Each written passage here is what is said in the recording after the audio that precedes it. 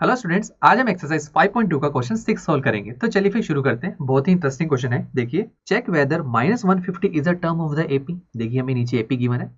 क्या इस एपी में आगे चलते चलते 11 8 5 2 आगे चलते चलते क्या कहीं -150 आएगा, ये मुझे बताना है। ठीक है, तो देखिए एपी गिवन है। एपी गिवन है तो सबसे पहले दो चीजें लिख लीजिए।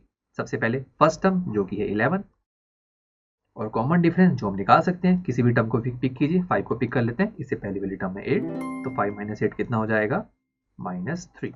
चलिए अब हमें क्या देखना है कि क्या -150 इस एपी में आएगा भी या नहीं। अभी के लिए जस्ट देखिए 2 मिनट के लिए मैं मान लेता हूं कि -150 इस एपी में है। अगर 150 -150 इस एपी में है तो किसी ना किसी पोजीशन पर तो होगा। 10th position, 20th position, 25th position, किसी पोजीशन पर तो होगा। तो अगर ये -150 इस एपी में है तो कोई ना कोई पोजीशन तो होगी। वो देख लेते हैं निकाल के। अगर पोजीशन निकल आती है तो है इसके अंदर, अगर पोजीशन नहीं निकलती अच्छे से तो ये नहीं है -150 इस एपी। ठीक है, तो अपोजिट करके चलते हैं। मान के चलते हैं कि -150 इस एपी में है। तो मान के चल रहे हैं कि -150 इस एपी में है, बट किस पोजीशन पर है ये तो नहीं पता, तो an लिख देंगे इसको। That is -150। इसकी पोजीशन नहीं पता ना, तो n हमने लिख दिया।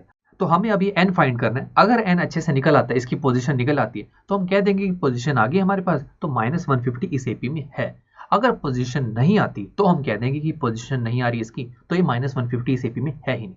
तो हम चेक कैसे करेंगे? हम चेक करेंगे इसकी पोजीशन निकाल के। तो हमें n को फाइंड करना होगा पहले। तो n को फाइंड करना है तो हमारे पास एक इक्वेशन है, जो कि इक्वेशन हम बार बार यूज कर रहे हैं, that is an is equal to a plus n minus 1 into D. तो देखिए बस वैल्यूज को पुट कर देते हैं। देखिए an की वैल्यू कितनी है, -150 इज इक्वल टू a की वैल्यू है 11। पोजीशन हमें निकालनी है तो n हमें निकालना है, d की वैल्यू है -3। तो -150 इज इक्वल टू 11 -3n हो जाएगा, और ये हो जाएगा +3। अंदर मल्टीप्लाई करेंगे ना -3 को ब्रैकेट में, तो जो नंबर्स हैं उन्हें लेफ्ट हैंड साइड ले जाते हैं। -11 -3 इज इक्वल टू -3n।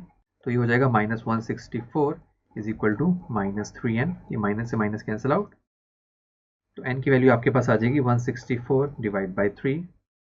तो जब आप इसे सोल्व करेंगे तो आंसर आएगा 54.66। तो देखिए दोस्तों, क्या ये कोई पोजीशन पॉसिबल है? आप खुद सोचिए। आप जब क्लास में खुद अपनी पोजीशन जब गेन करते हैं एग्जाम के बाद, तो अब फर्स्ट आते हैं, सेकंड आते हैं, थर्ड आते हैं, कभी होता है 3.5 आया हूं मैं, तो ऐसा तो नहीं बोलते ना। तो पोजीशन तो हमेशा इंटीजर में होती है, और हमारे पास जो एपीएस में जो नंबर्स होते हैं वो पोजीशन जो गेन करते हैं वो इंटीजर में होते हैं।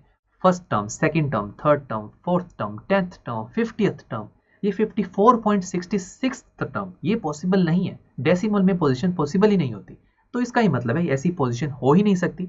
इसका ना दोस्तों, हमने क्या देखा था शुरू में कि जो हमने माना था कि -150 इस एपी में है, तो इस एपी में है तो कोई ना कोई पोजीशन तो गेन करेगा। तो इसने कौन सी पोजीशन गेन करी? जो है 54.66, और ये पोजीशन तो पॉसिबल ही नहीं है, डेसिमल में तो पोजीशन आती ही नहीं। इसका ये मतलब है -150 इस एपी की टर्म नहीं है। तो हम लिख देते हैं। चलिए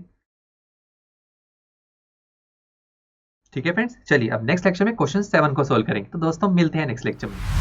आई एम श्योर स्टूडेंट्स, आपको ये लेक्चर काफी पसंद आया होगा, और ऐसे ही मजेदार तरीके से अपने हर एक कॉन्सेप्ट क्लियर करने के लिए डाउनलोड कीजिए पीयू स्टैक ऐप को, जहां पर आपके पास और भी बहुत सारे ऑप्शंस होंगे, जैसे कि back exercise solutions, tip videos, sample papers and much more. So what are you waiting for? Download the app now.